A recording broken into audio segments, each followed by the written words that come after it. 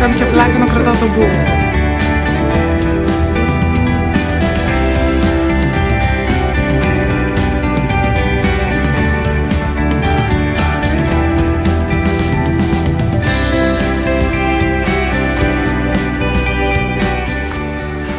Έχεις μια τάση να φορτίσεις εδώ, το κιόλ.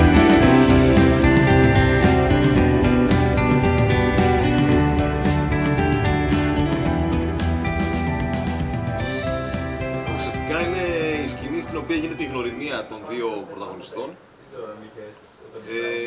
Είναι παραλλαγμένη η σκηνή, δεν είναι όπως το αρχικό σενάριο.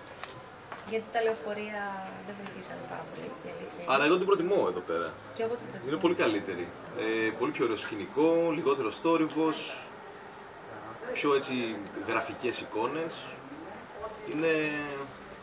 Πιο ατμοσφαιρικά. Πιο ατμοσφαιρικά, μπράβο. Ακριβώς αυτό.